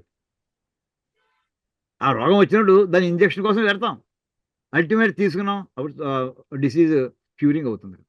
దీనివల్ల ఏమైంది, నీకు ఎప్పుడైతే శోకమోహాలు లేవో అప్పుడు సంసారం నివృత్తి అవుతుంది. అంటే రివర్స్లో చెప్పాలంటే నీకు సంసారం నుంచి బయటపడాలి అని అనుకుంటే జరగవలసిన ఏంటంటే శోకమోహాదులను వదిలిపెట్టుకోవాలి. శోకమోహాలు ఎప్పుడు ఎంతవరకు ఉంటాయ్యా, సాంఖ్య జ్ఞానాన్ని ప్రాప్తించేంత వరకు కూడా శోకమోహాలు ఉంటూనే ఉంటాయ్యా. అది ఉన్నంతకాలం నీ సంసారంలో ఉంటూనే ఉంటావు. అదే చిన్న చిన్న బిట్లు కింద వీటిని ఇందాక చెప్పిందని మరి రాసుకుంటున్నామండి. ఇప్పుడు మరి కర్మయోగాన్ని చెప్పొస్తున్నారా, దీని సంగతి ఏమిటి? కర్మానుష్ఠాన రూపమే కర్మయోగం అంటే ఏమిటి అసలు? అంటే వేదోక్తమైనటువంటి వేదములో చెప్పబడినటువంటి కర్మలను అనుష్ఠించుట, దాన్ని కర్మయోగం అంటారండి. ఉదాహరణ ఏమిటి? వేదోక్తమైన కర్మలు, సంధ్యావందనం, అది వేదం చెప్పబడింది, సంధ్యావం చేయాలని చెప్పింది, అది మంత్రాలు చెప్పింది, ఈ మంత్రాలతో సంధ్యావం చేయమని చెప్పింది, అది కర్మయోగం. ఇంక రెండోది, మనం ఏదో సహస్రలింగార్చన అభిషేకాలు పెట్టుకున్నాం, కార్తీక మాసం వచ్చింది, అభిషేకాలు ఎన్ని లక్షల మంది కోట్ల మంది చేస్తున్నారు, ఇంటింటా చేసుకున్నారు ఆల్మోస్ట్. శివలింగాలు పెట్టుకున్నారు వాళ్ళ వాళ్ళ స్థాయిని బట్టి. మామూలుగా మట్టితో చేసినటువంటి పుట్టమనతో చేసినటువంటి సహస్రలింగార్చన చేసుకునే వాళ్ళు ఉన్నారు, సాలగ్రామాలు పెట్టి దాంతో చేసుకునే వాళ్ళు ఉన్నారు, ఎంతమందో ఎన్నో కొన్ని కోట్ల విధాలుగా చేసుకొస్తున్నారండి. అక్కడ ఎలా చేస్తున్నారు, వాళ్ళు ఇష్టం చేస్తున్నారా, ప్రొసీజర్ ఎలా ఉందా, అది తెలిసినటువంటి ఒక పురోహితుడిని పెట్టుకుంటున్నారు, మంత్రం బాగా వచ్చినటువంటి పురోహితుడు, క్రియ బాగా తెలిసినటువంటి. అప్పుడు ఏమవుతుందంటే ఆయన ఆచమనం చేయండి, మీకు ప్రాణాయామం చేయండి, వరుసగా చెప్పుకుంటూ వెళ్ళిపోతున్నాడు, వీడు చేస్తూ వస్తున్నాడు. అంటే మనకి బ్రహ్మకర్మ సమారభే అని అన్నామండి. ఉత్తిష్టంతో భూత విషాచా అని చెప్పిన తర్వాత వెంటనే బ్రహ్మకర్మ సమారభే. అక్కడ బ్రహ్మ అనే మాటకు అర్థం ఏంటి చెప్పుకున్నామండి, వేదము అని అర్థం. వేదోక్తమైన కర్మము. అయ్యా ఇప్పుడు నేను వేదోక్తమైన కర్మ ఆరభేనే ప్రారంభిస్తున్నాను కూడా అక్కడ కర్మ అనుష్ఠానం చేయబోతున్నాను అని అర్థం. ఇంకా అక్కడి నుంచి అనుష్ఠానం చేసి అనేసి సమారభే అన్నాడు, వెంటనే అక్కడి నుంచి ఇంకా ప్రాణాయామం నుంచి అసలు కర్మ ప్రారంభం అండి. అదైన తర్వాత అప్పుడు ఏం చేయాలి, కర్మను అనుష్ఠాన రూపం, కర్మను అనుష్ఠించుటయే కర్మయోగము, అంతేనండి. ఇదే కర్మ అంటే వేదోక్తమైన కర్మలు. నేను స్కూటర్ మీద బజారుకి వెళ్ళి వస్తాను, అది వేదోక్తమైనటువంటి విషయం కాదు, అది ఆ కర్మలతో ప్రమేయం లేదు ఇక్కడ. వాడుకుంటే దాన్ని కూడా అన్వయిస్తే అన్వయించుకోగాక, కానీ ఇక్కడ చెప్పిందంతా కూడా వేదోక్తమైనటువంటి కర్మల గురించే ప్రస్తావన అండి, మిగతా విషయాలు లేవు.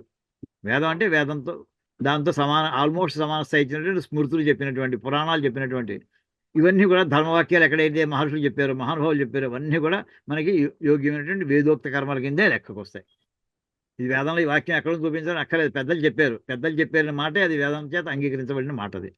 ఇదంతా చేసి వస్తుంది, కర్మానుష్ఠానం అయినటువంటి ఈ పని చేసి ఏమైందయ్యా నీకు, మహన్యాసపూర్వక ఏకవార అభిషేకం లేదా ఏకాదశి వారాభిషేకం సహస్రలింగార్చన చేసాడు, ఏమిటి లభించింది, ఈశ్వర ఆరాధన కోసం చేసేవయ్యా, నువ్వు బాగా చేస్తే ఆయన అనుగ్రహం కలుగుతుందయ్యా నీకు.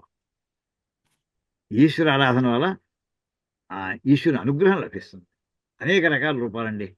ఊహించడం అది ఎలా, మనకి తెలియని విధంగా పక్కన ఎక్కడి నుంచో ఆ పని మనం అనుకోలేదు ఇలా అవుతుందని, అనుకోకుండా జరిగిపోతుందండి. ఏమండి, ఇప్పుడు మరి కర్మబంధం అనే దానికి ఏమిటయ్యా, ఆ మాటకి అర్థం ధర్మ అధర్మ రూపమైనటువంటి కర్మయే బంధము. ధర్మము అధర్మము ఈ రెండు రకాలు. ధర్మం అనేది ఏంటండి? అది వినేటటువంటిది కాదు, చేసేటటువంటిది. అది ధర్మం అనేది తెలుసుకుని చేయుట, యాక్షన్ ఉంది అందులో. నేను దానం చేద్దాం అనుకుంటే అవదు, దానం చెయ్యి. ప్రరోచన అంటే యాక్షన్ ఉంటుంది అందులో. ధర్మం చేయాలనుకుంటే చెయ్యి. పూజ చేద్దాం అనుకుంటున్నావు, నేను పూజ చేద్దాం అనుకుంటున్నా అంటే సరిపోదు, పూజ చేయాలి అక్కడ. అది కర్మ కూడా అందులో ఉంది. అంచేత అదేంది మంచి పని అయితే. అధర్మం చేద్దాం అనుకున్నాడు, చేసాడు, అనుభవించాడు. దుర్యోధనుడు కానీ రావణాసుడు కానీ. అలాగే ధర్మ అధర్మ రూపం అయితే ఆ రావణాసుడే యజ్ఞాలు చేశాడు. సీతాదేవిని పట్టుకొచ్చా కూడా నిత్యం వాడు అగ్నిహోత్రం చేస్తూ ఉండేవాడు. అక్కడ ధర్మము చేసుకొచ్చాడు, అధర్మము చేసుకొచ్చాడు. దీనికి హనుమంతుడు అక్కడ వెంటనే రావణాసుని కలిసినప్పుడు చెప్పాడు, నువ్వు ధర్మము చేయుట చేతి ఏ పుణ్యాన్ని సంపాదించావో ఆ పుణ్యవంతం అనుభవించావు. పుణ్య అనుభవం అయిపోయింది. ఇప్పుడు నీకు అధర్మ ఫలం యొక్క అనుభవం ప్రారంభమవుతుంది, చూసుకో. ఇదేదో ఏ మైనస్ బి కూడా కొంత తగ్గిపోతుంది. ఆ కర్మలో ఈ కర్మ తీసే ఏమీ లేదు. ఏ కర్మకి ఫలం ఆ కర్మ అనుభవించవలసిందే. ఆ పుణ్యం అనుభవించాలి. పాపం 100 యూనిట్లు పుణ్యం చేశాను, 40 యూనిట్లే పాపం చేశాను. 100 - 40 60 యూనిట్స్ పుణ్యం అంటే అలా ఎవరు? 100 యూనిట్స్ పుణ్యం అనుభవించు, 40 యూనిట్స్ పాపం అనుభవించు. అలాగా ధర్మ అధర్మ రూపమైనటువంటి కర్మలు ఏవైతే ఉన్నాయో, అంటే దానివల్ల వచ్చే పుణ్యపాపములు ఏవైతే ఉన్నాయో, అదే బంధము. ఇప్పుడు చివరికి మొత్తం ఇన్ని పాయింట్లు కలుపుకుంటూ వస్తే మనం చేయవలసిన ఏంటంటే కర్మయోగము అంటే వేదంలో చెప్పబడినటువంటి కర్మలను చేసుకుంటూ వెళ్ళుట. అది గుళ్ళో పూజలు కావచ్చు, లేకపోతే వ్రతాలు కావచ్చు, నోములు కావచ్చు, ఉపవాసాలు కావచ్చు, దాన ధర్మాలు కావచ్చు, ఇవన్నీ కూడా కర్మయోగంలోకి వస్తాయండి. దీనివల్ల ఏమి లభిస్తుంది? ఈశ్వర ప్రసాదము, ఈశ్వర అనుగ్రహం లభిస్తుంది సరిగ్గా చేస్తే. ఆ ఈశ్వర అనుగ్రహం లభిస్తే ఏమవుతుంది? అప్పుడు ఆయన అనుగ్రహంతో జ్ఞానం లభిస్తుంది. ఆ జ్ఞానం వల్ల ఏమిటవుతుందయ్యా? అప్పుడు నీకు కర్మబంధ విముక్తి అవుతుందయ్యా, పుణ్యపాపాల నుంచి బయటపడతావయ్యా. ఆ తర్వాత ఏమవుతుందయ్యా? ఎప్పుడు పుణ్యపాపాలు లేవో అప్పుడు నీకు అధ్యాత్మ విద్య సాంఖ్యయోగ ప్రాప్తి జరుగుతుందయ్యా. ఇవ్వండి స్టెప్స్ మొత్తం. ఈ రకమైనటువంటి స్టెప్స్ అన్ని మనకు జరుగుతాయి. ఇంత కలిపి ఒక్క శ్లోకంలో ఆయన చెప్పుకొచ్చేసారు. ఇప్పుడు ఈ బ్యాక్గ్రౌండ్లో మీరు ఆ శ్లోకాన్ని మళ్ళీ ఒక్కసారి చూసుకోండి. ఒకసారి మళ్ళీ ఆ భాష్య భాగం ఇప్పుడు మళ్ళీ చదువుదాం, చూడండి. ఇదే విషయాన్ని అక్కడ అదే భాష్యాన్ని మళ్ళీ చూద్దాం ఒకసారి. ఇప్పుడు చూడండి ఒకసారి.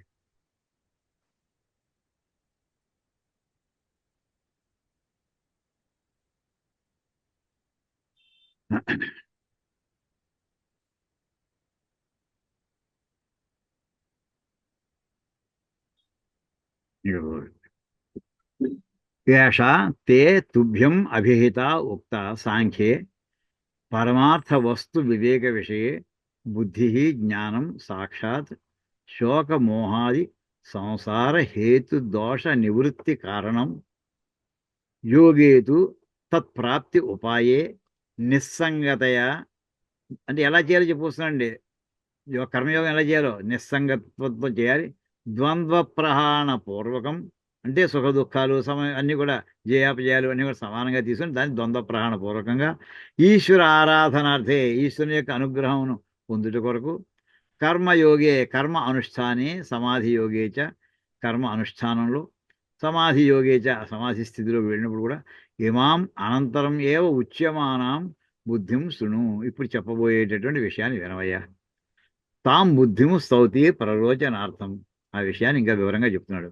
బుద్ధ్యా యయ యోగ విషయయా యుక్త, ఏ యోగ విషయము సంబంధించినటువంటి ఆ జ్ఞానముతోటి కూడినటువంటి వాడై, హే పార్థ ఓ అర్జున, కర్మబంధం కర్మైవ ధర్మాధర్మాఖ్య కర్మబంధ తం ప్రహాస్యసి. కర్మబంధం నుంచి విడిపించుకొనగలవు. ఎలాగా? ఈశ్వర ప్రసాద నిమిత్త జ్ఞాన ప్రాప్తే ఇత్యభిప్రాయ. అంటే నువ్వు చెప్పి కర్మ చేయడం వలన వచ్చిన ఈశ్వరుని యొక్క అనుగ్రహం వల్ల వచ్చినటువంటి శోకమోహాలు వెళ్ళిపోవటం వలన సంసార నివృత్తి అవుతాం వలన నీకు చివరికి అక్కడికి జ్ఞాన ప్రాప్తి వలన నీకు అప్పటికి కర్మబంధం పోయి సాంఖ్యంలోకి వస్తావు. ఇవన్నీ కూడా ఒకదాని ఒకటి కారణాలండి, పరంపరా కారణాలు అని ఇక్కడ ఈ వాక్యానికి ఇందాక చెప్పినటువంటి ఆ చార్ట్లో ఇచ్చినటువంటి బిట్స్ అన్ని మనం కలిపి చూసుకుంటే కొంత అర్థమవుతుందని అలా అనిపించి ఆ డయాగ్రామ్ వేయడం జరిగిందండి. అయ్యా ఈ రకంగా ఈ శ్లోకం చెప్పుకున్నాం. దీని తర్వాత చూస్తే ఇంకా దీని మీద జరిగేటటువంటి చర్చలు రకరకాలు ఉంటాయి. కించాన్యత్ నేహాభిక్రమనాశోస్తి ప్రత్యవాయో న విద్యతే స్వల్పమప్యస్య ధర్మస్య త్రాయితే మహతో. ఈ శ్లోకం తర్వాత క్లాసులో చెప్పుకుందాం, ఇక్కడికి ఆపుకుందాం. ఓం కాయేన వాచా మనసేంద్రియైర్వా బుద్ధ్యాత్మనా వా ప్రకృతే స్వభావాత్ కరోమి యద్యత్ సకలం పరస్మై నారాయణాయేతి సమర్పయామి. హరి ఓం తత్సత్. బ్రహ్మార్పణమస్తు. శ్రీ సీతారామ.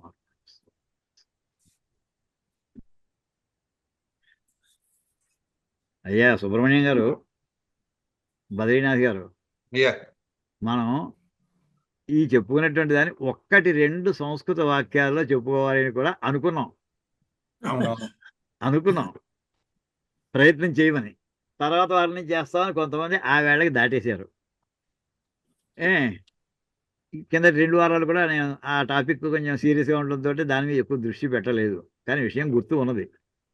ఇప్పుడు మీరు ఎవరైనా ప్రయత్నం చేస్తే చెప్పదలుచుకున్నటువంటి విషయాన్ని సంస్కృతి మీ సొంత వాక్యాల్లో, తప్ప ఒప్ప భయం లేదు మనకి, అది కూడా చెప్పేశాను మీకు. తప్పులు చెప్తేనే ఒప్పులు తెలిసేది, లేదా ఎలా తెలుస్తాయి? అంటే ఆ ప్రయత్నం ఎవరైనా చేయాలంటే సుబ్రహ్మణ్యం గారు మీరు ఎక్కడున్నారో తెలీదు, సునీల్ యథాశక్తి ప్రయత్నం చేయండి చిన్న చిన్న పదాల్లో.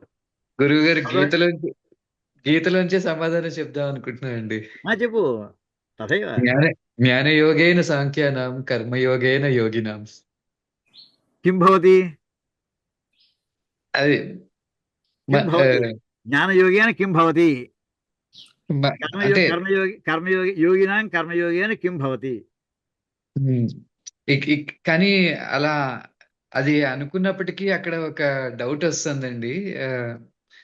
ఎవరు ఏది పాటించాలనుకుంటే వాళ్ళకి అటువంటి జ్ఞానాన్ని అనుకుంటే సరిపోదు, వాళ్ళ యోగ్యత కూడా ఉంది. వాళ్ళ యోగ్యతను బట్టి. ఇప్పుడు 10th క్లాస్ వాడిని ఐఏఎస్ వెళ్ళిపోవాలంటే వాడిని పర్మిషన్ ఇస్తారా? ఇవ్వరండి. యోగ్యత ఒకటి ఉంటుందిగా, ప్రతిదానికి ఒక యోగ్యత ఉంటుంది. వాడు కావాలని కోరుకోవడం కరెక్టే, ఏదైనా కోరుకోవచ్చు. చక్రవర్తి కావాలని ఎందుకో కోరుకోకూడదు, కానీ యోగ్యతలు ఉండాలిగా. అంటే ఇప్పుడు మీ డౌట్, ఇప్పుడు నాకు కావాల్సిన ఆ డౌట్ గురించి కాదు, ఈ వాక్యాన్ని చెప్పండి ఇప్పుడు. అంత సాహసం చేయలేదండి. 40 ఏళ్ల క్రితం నేను మొదలు పెట్టుంటే చాలా బాగుండేది సంస్కృతం నేర్చుకోవడం అన్నది అనిపిస్తుంది సార్. ఇప్పుడు 90 కరెక్ట్ గా నాకు. శతమానం భవతి అంటే వెంటనే అండి 90 అయినా ఇంకా దూరం ఉంది బాబు. శతమానం భవతి 40 ఏళ్ల క్రితం మొదలుపెట్టి సంస్కృతం నేర్చుకోవడం మీ దగ్గర అద్భుతంగా ఉండేది.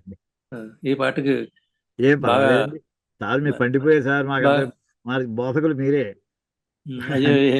ఎప్పుడు కూడా. ప్రశ్న అడుగుదామని చూస్తున్నాను సార్. చెప్పండి. తర్వాత అందరికీ ఉపయోగపడుతుంది. మనకు పునర్జన్మ అనేది ఇచ్చాడు కదా, పూర్వజన్మ జ్ఞానం ఎందుకు ఇవ్వలేదు భగవంతుడు?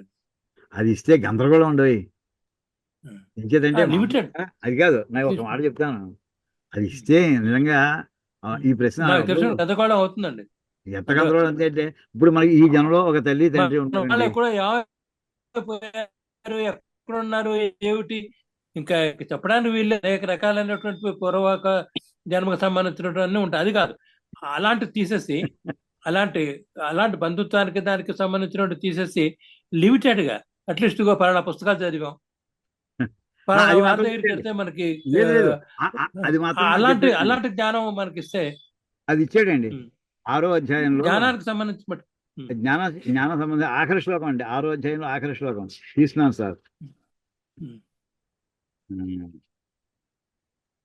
మీరు డెన్నిస్ వెబ్బర్ గురించి చెప్పినప్పుడు చెప్పారండి, ఇది యూనివర్సల్ మెమరీ అని చెప్పి. అవును, వస్తున్నాను ఒక్క నిమిషం. పర్వాలేదు సార్. అయ్యో ఇక్కడ ఉందండి, 6వ అధ్యాయం 43వ శ్లోకం అండి.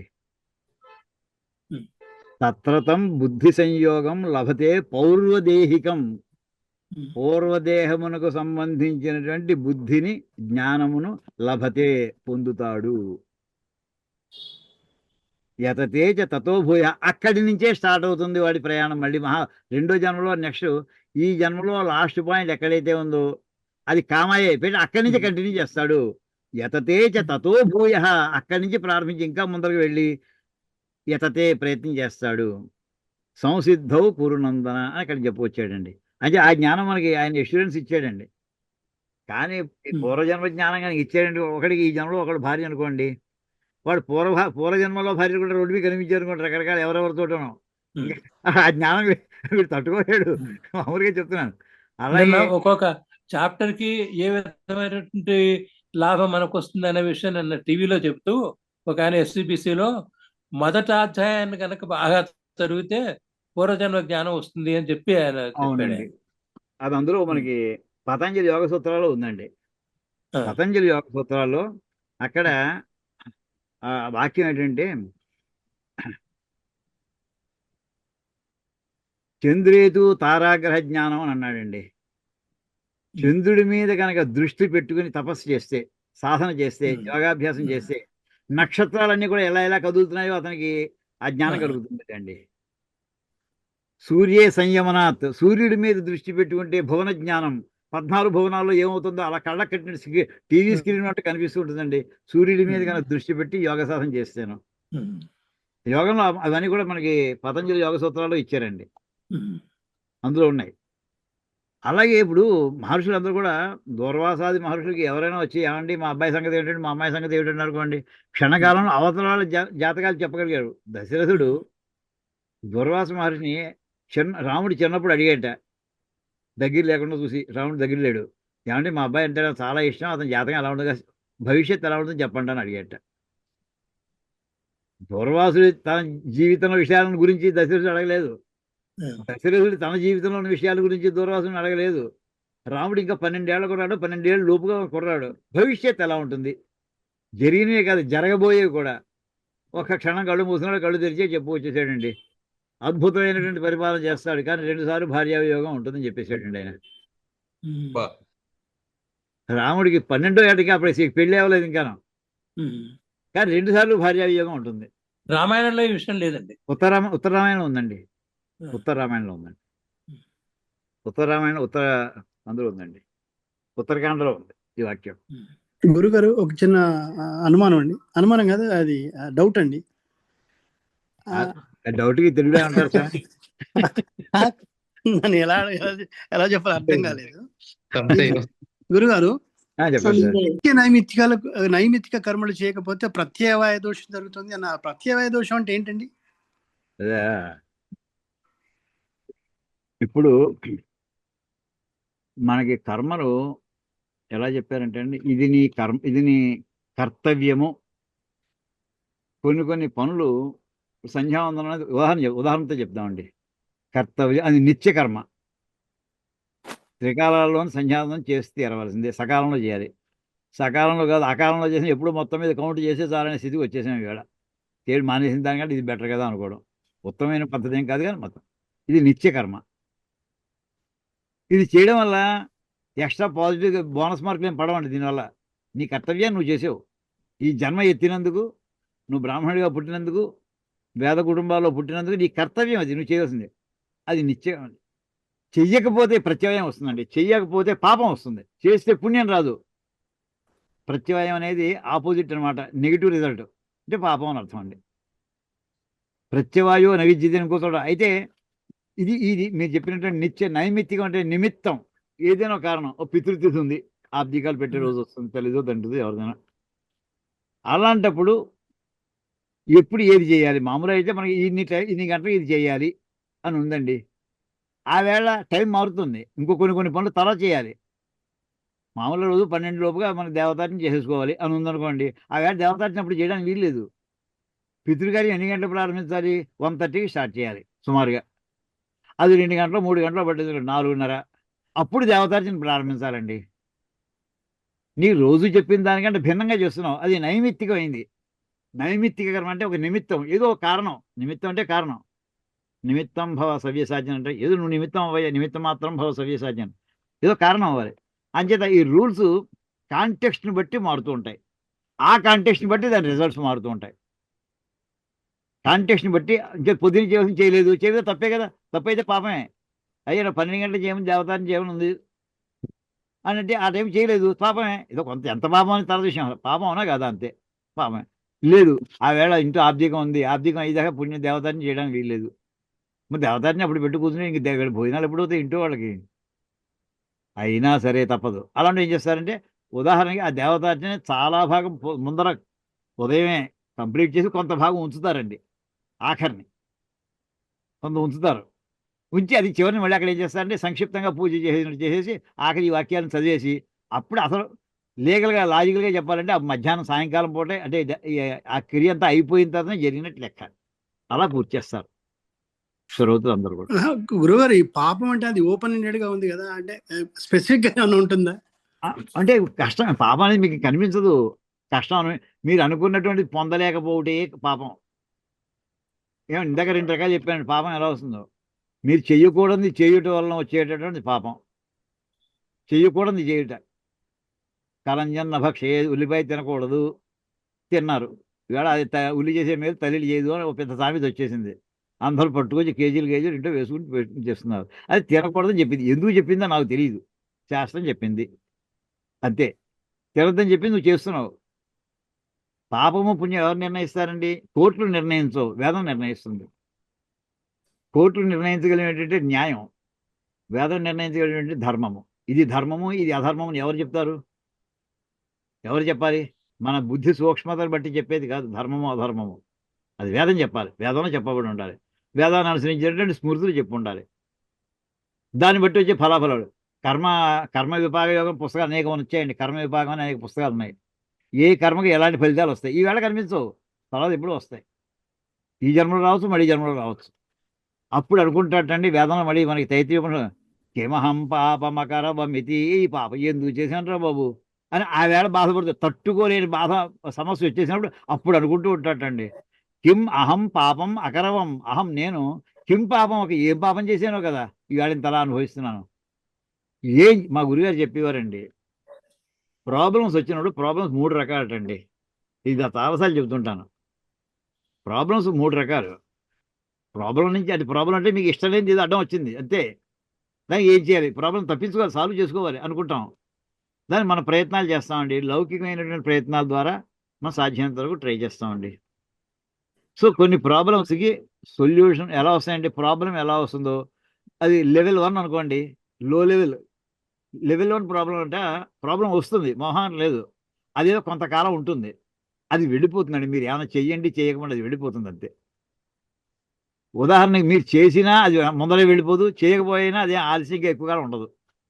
అది లెవెల్ 1. ఉదాహరణకి రొంపట్టింది అనుకోండి, చెప్తారు ఒక ఆయన మందులు వేసుకోకపోతే 1 వీక్, మందులు వేసుకుంటే 7 days అని అన్నాడు. ఏదైనా ఒకటే అయింది చివరికి. ఏమండి అది ఉదాహరణ చెబుతుంటా. అది లెవెల్ 1. లెవెల్ 2 ప్రాబ్లమ్స్ అండి. ప్రాబ్లం ఉంది, ప్రాబ్లం వచ్చింది, ఏమైనా చేస్తేనే, పరిహారం చేస్తేనే ఆ ప్రాబ్లం సాల్వ్ అవుతుందండి. ఆ పరిహారం చేయలేదు, ఆ ప్రాబ్లం సాల్వ్ అవ్వదండి.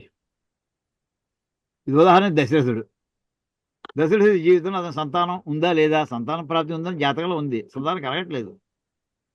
60,000 సంవత్సరాలు వచ్చేసి మన సిద్ధాంత ప్రకారం, మన లెక్క ప్రకారం. సంతానం కావాలని కోరుకుంది. ఉత్తరాధికారి ఎవరు? రాజ్యానికి కావాలని ఉంది.